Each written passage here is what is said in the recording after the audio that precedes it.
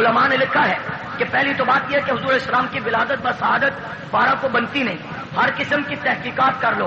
محمود پاشا فلکی مصری نے 150 صفحات پر مشتمل کتاب لکھی اور باقی بڑی بڑی سیرت کی مستند کتابوں نے بھی لکھا حضور کی ولادت بسعادت 9 ربیع الاول کو پیر کا دن بنتا ہے. اس کے علاوہ اور کوئی تاریخ نہیں.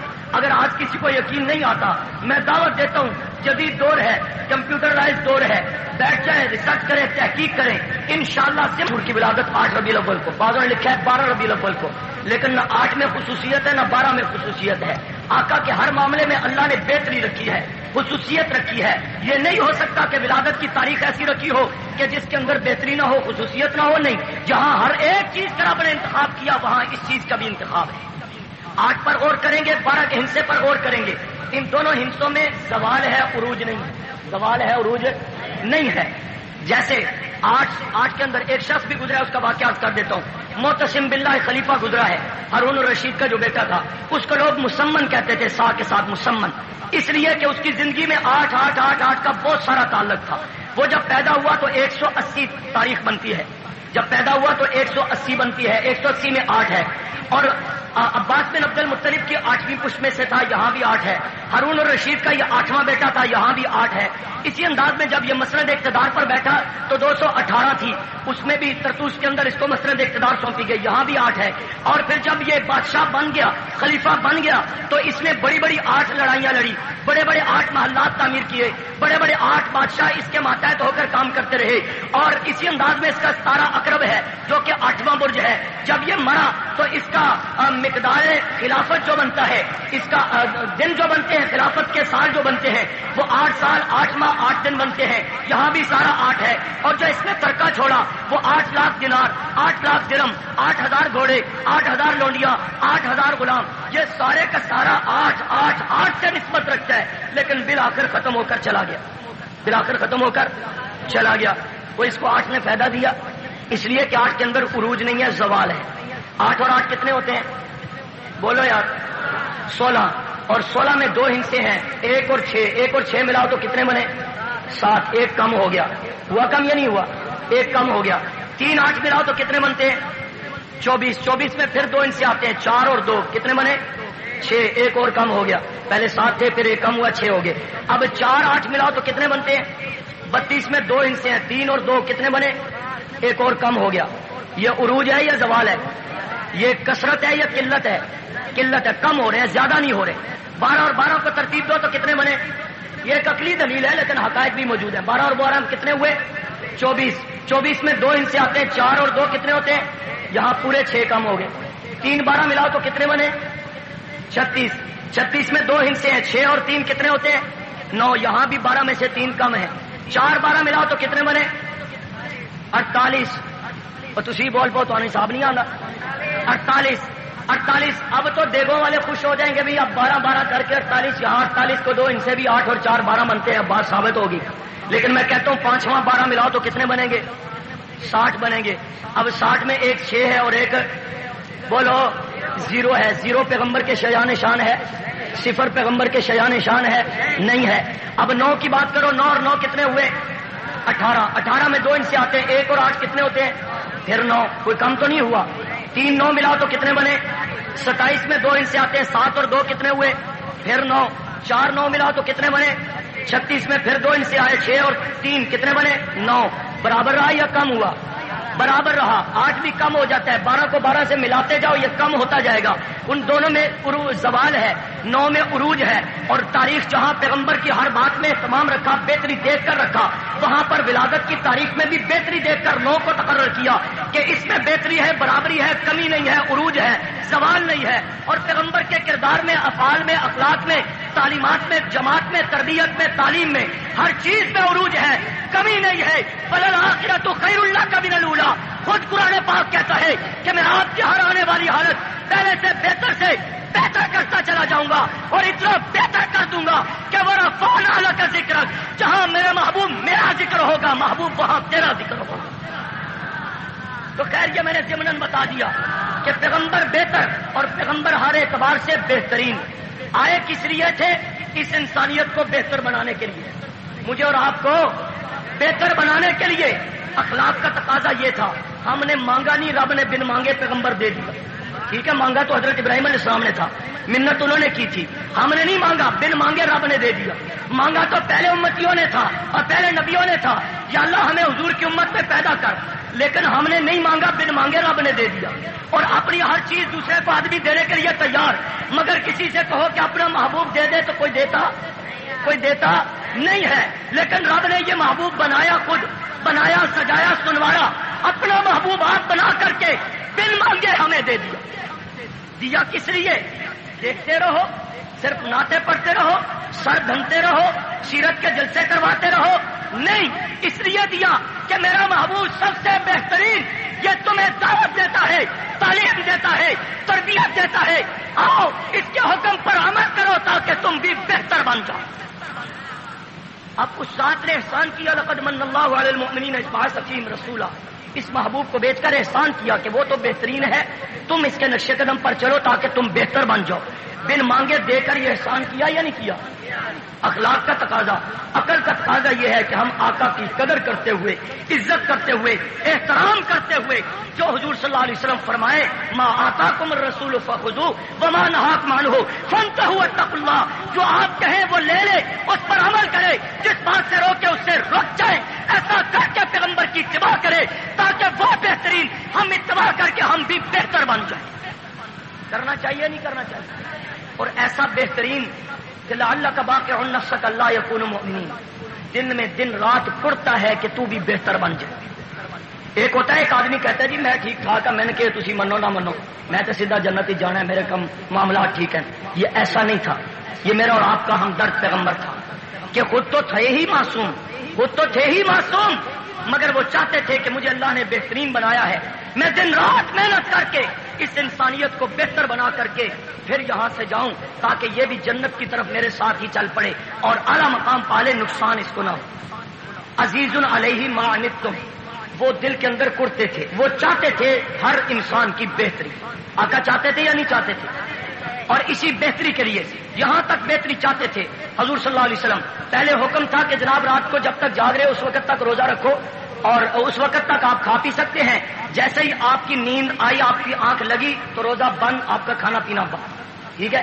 حضور صلی اللہ علیہ وسلم نے ما انتم حریص علیکم بالمؤمنین، یہ بھی نہیں چاہتے تھے کہ میرے مسلمان امتیوں پر کوئی بوجھ پڑے، یہ بھی برداشت نہیں کرتے تھے. چنانچہ حکم تبدیل کروایا کہ صبح سے لے کر شام تک روزہ، رات کا روزہ معاف. پہلے حکم یہ تھا یہ کپڑا آپ کا ناپاک ہوا، یہاں سے اب کاٹ دو، کاٹ کے ادھر پھینک دو.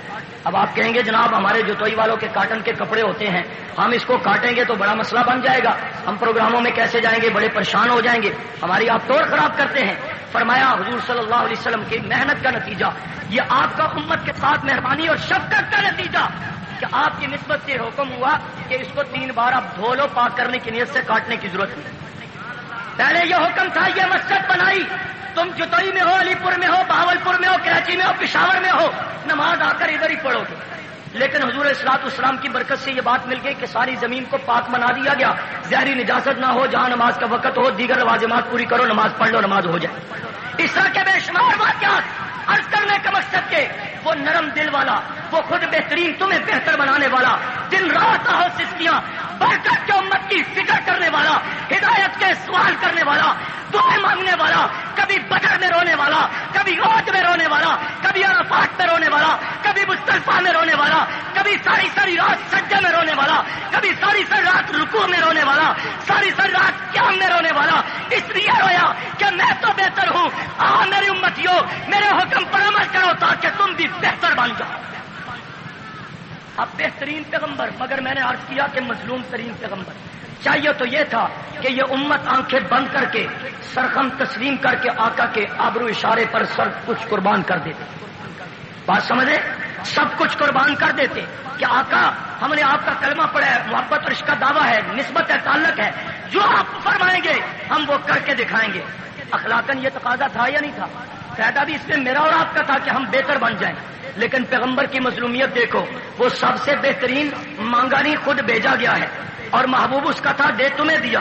اور مظلومیت کی حالت یہ ہے کہ وہ تمہیں بہتری سکھاتا ہے، تم اس کی ہر بات کو ٹھکراتے ہو. وہ ہمیں کہتے ہیں یوں کرو، ہم کہتے نہیں حضور کلمہ آپ کا پڑھے، امتی ہم آپ کے ہیں، کریں گے وہ جو ہماری مرضی کہے گی، کریں گے وہ جو ہماری جماعت کہے گی، کریں گے وہ جو ہمارے لیڈر کہیں گے، کریں گے وہ جو ہمیں حکمران کہیں گے، کریں گے وہ جو ہمیں حالات کہیں گے، کریں گے وہ جو ہمیں بیوی کہے گی، کریں گے وہ جو ہمیں بچے کہیں گے، کریں گے وہ جو ہمیں ماحول اور معاشرے اور برادری والے کہیں گے۔ کلمہ آپ کا پڑا ہے، محبت اور رشتہ دعویٰ آپ سے ہے، لیکن جو آپ کہیں گے وہ نہیں کرتے، جو ہمارا ضمیر مانے گا وہ کریں گے۔ ایمانداری سے بتاؤ یہ پیغمبر سے ظلم نہیں؟ بول زور سے، سارے بولو، پیچھے والوں کو بات نہیں سمجھ آ رہی؟ یہ پیغمبر کے ساتھ ظلم ہے یا نہیں؟ اور زور سے بولو، ظلم ہے، اور ظلم کی انتہا یہ میرے اور آپ کی طرف سے، یہ ظلم کی انتہا آقا صلی اللہ علیہ وسلم نے 23 سال محنت کر کے جو تعلیمات دی، آج ہم کلمہ پڑھ کے اس کو محبت کا دعویٰ کر کے امتی ہونے کا دعویٰ کر کے ان تعلیمات پر عمل کرنے میں 100% گریزاں ہیں۔ کوشش یہ کرتے ہیں جی ہمارے اوپر یہ بات نہ پڑے ہو، جی ٹھیک ہے شریعت بھی صحیح کہنی ہے، سنتاں بھی بڑیاں چنگیاں، لیکن دیکھیں نا جی ذرا یہ یوں کر کے ٹالتے ہیں یا نہیں ٹالتے ہیں؟ اہمیت برادری کو دیکھتے ہیں، اپنی سوچ کو، اپنی خواہشات کو دیکھتے ہیں۔ یہ پیغمبر کے ساتھ ظلم نہیں کہ حضور آئے ہمارے لیے، مار ہمارے لیے کھائے، محنت تو تربیت ہماری کرے، دن رات روئے ہمارے لیے کہ یہ بہتر بن جائے، اور ہم کہیں یا رسول اللہ صلی اللہ علیہ وسلم کلمہ تو آپ کا پڑھے، باقی مرضی اپنی کریں گے۔ یہ پیغمبر کے ساتھ ظلم ہے یا نہیں؟ ظلم ہے۔ اور اسی ظلم میں ایک بات جملہ کہنا چاہتا ہوں، ٹیلی ویژن پر 1 منٹ کا ٹریلر چلتا ہے، 1 منٹ کا ٹریلر چلتا ہے، نوجوان بچے بچیاں متاثر ہو کر، ہاں بڑی سونی پینٹ پائی سی نے، کل میں ماننا لڑ کے پیسے لے کے یہو جی پینٹ لے کے آواں گا، شرٹ بھی لے کے آواں گا، وہ بال بڑے چنگے میں بڑھائے سر، ایدا نہیں بال میں بھی بنا کے آواں گا، ہوتا ہے یا نہیں ہوتا؟ 1 منٹ کا ٹریلر سے متاثر ہوتا ہے، اور بچیاں وہ بھی کہتی ہیں ہاں فلاں کا لباس بڑا اچھا تھا، میں حضور کی امتیاں ہوں، کلمہ نبی کا پڑھا، حضور کی عاشقہ بھی ہوں، میرے گھر میں میلاد بھی ہوتی ہے، میں بڑی اچھی نعت بھی پڑھ لیتی ہوں، لیکن میرے نبی نے کہا برقع کر، لیکن دیکھو میں تو دوپٹہ اتار کے باہر جا رہی ہوں، ہے میں نبی کی امتیاں، مجھے بھی نبی سے عشق ہے، ربیع الاول آتا ہے میں بھی ٹیلی ویژن پر جا کر بڑی پیاری نعت پڑھتی ہوں۔ یہ پیغمبر کے ساتھ ظلم نہیں؟ بول، ہاں ظلم ہے۔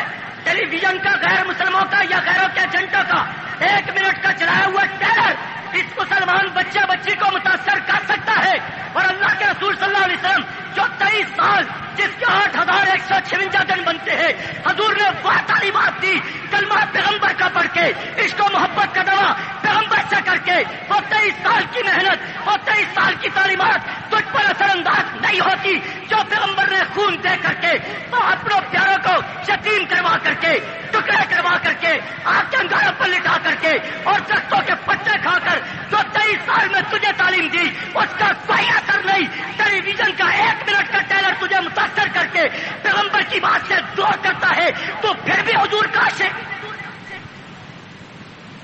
یہ پیغمبر کے ساتھ میرے تیرے طرف سے ظلم نہیں ہوتا۔ بدلے سوچ کو، اگر حضور سے تعلق ہے، آقا کو ساری کائنات میں بہترین سمجھتا ہے، وہ تو ہے ہی بہترین، لیکن تو بھی اگر مانتا ہے، جانتا ہے، اور اس اللہ کے احسان کو مانتا ہے کہ سب سے بہتر پیغمبر جو اللہ نے ہمیں دیا، ہمیں اس کا امتی بنایا، سب سے بہتر امتی بنایا، تو اس کا تقاضا یہ ہے، کلمہ پڑھا ہے، محبت عشق کا دعویٰ کیا ہے، تو پھر اپنی خواہشات کو قربان کر، آقا جو کہے بلا چو چرا اس کو قبول کر، اس پر عمل کر کے دکھا۔ کرنا چاہیے نہیں کرنا چاہیے؟ ملک کا حکمران یا کوئی افسر کسی القاعدہ اور سپاہی صحابہ کے مجاہد کی داڑھی کو پکڑ کر تھوکتا ہے یا اس کی بے حرمتی کرتا ہے، پورے ملک میں احتجاج، پورے ملک میں جلوس، پورے ملک میں ہڑتال، مظاہرے ہونے چاہیے کہ رسول اللہ کی پاک سنت کی توہین کیوں کی گئی۔ میں بھی کہتا ہوں مظاہرہ کرنا چاہیے، لیکن میں سوال کر سکتا ہوں کہ ملک کا کوئی افسر اگر کسی مجاہد کی داڑھی کو پکڑ کر کھینچتا ہے، اس کے لیے تو پورے ملک کے اندر احتجاج ہے، مظاہرہ ہے، لیکن جو ہزاروں مسلمان صبح صبح اٹھ کر اپنے ہاتھوں سے اس طرح پھیر کر داڑھی اتار کر پیغمبر کی سنت کو اپنے ہاتھوں سے اتار کر نالی میں پھینک کر آتا ہے، اور اس کے خلاف کوئی احتجاج نہیں، اس کے خلاف کوئی مظاہرہ نہیں، یہ کیا بری الذمہ ہے؟ یہ جو چاہے پیغمبر کی سنت کے ساتھ کرتا پھرے، جلسے بھی کروائے، نعتیں بھی پڑھے، میلاد بھی دے، اور نہ جانے کیا کچھ پیغمبر کے نام پر کرے، اور جب اپنی داڑھی کی بات آئے تو پیغمبر کی سنت کو اپنے ہاتھ سے اتار کر نالی میں پھینکتا ہے۔ یہ پیغمبر سے ظلم نہیں نظر آتا؟ بولو بھائی، خیر ہے بدل لو، یہ پیغمبر سے ظلم ہے یا نہیں ہے؟ وہ عظیم ترین پیغمبر، مگر میرے تیرے ہاتھوں سے مظلوم ترین پیغمبر۔ دشمن نے تو ظلم کرنا ہی کرنا ہے، وہ ظلم دشمن جو ہوا لیکن مزید ظلم یہ ہوتا ہے کہ اپنے بھی یوں کر دیں. خدا میں دعا کرتا ہوں اللہ ہم سب کو ہدایت دے. اور میں سوال اپیل کرتا ہوں، درخواست کرتا ہوں، بتلو اس بات، کوئی معمولی جملہ نہیں. آقا صلی اللہ علیہ وسلم کے سامنے دو قاصد آئے، حضور نے چہرہ پھیر لیا، ادھر آئے پھیر لیا، ادھر آئے پھیر لیا. یا رسول اللہ مہمان ہیں، احترام کے لائق ہے، میں بھی جانتا ہوں مہمان ہے، مگر ان کا چہرہ منحوس اور مردودو جیسا ہے، یہ بدل کر کے آئے. وہ اگرچہ قاصد تھے، آقا نے ان کا چہرہ دیکھنا برداشت نہیں کیا. میری تیری طرف نعت پڑھ کر کہہ دیتے ہیں نظر کرم ادھر بھی ہو جائے، وہ کیسے ہوگا؟ کم از کم ہم جو صحیح عقیدے والے ہیں ہمیں اپنے آپ کو صحیح کرنا چاہیے. ٹھیک ہے بھائی، کرو گے؟ اگلا ظلم، ایک یہ ظلم جو میری اور آپ کی طرف سے ہے. اس سے اگلا ظلم کہ بھئی عظیم ترین، حسین ترین، بہترین پیغمبر مگر مظلوم ترین پیغمبر میرے تیرے ہاتھوں سے چل، میں اور آپ اپنے آپ کو عوام میں شامل کرتے ہیں، لیکن ہم قابل اصلاح ہیں.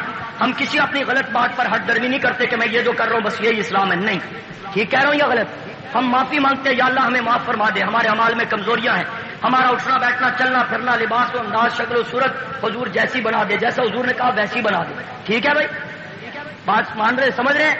یہ ہے تو ظلم، مگر ساتھ اقرار جرم بھی ہے، اقرار گناہ بھی ہے، اور معذرت بھی ہے، اصلاح کا سوال بھی ہے.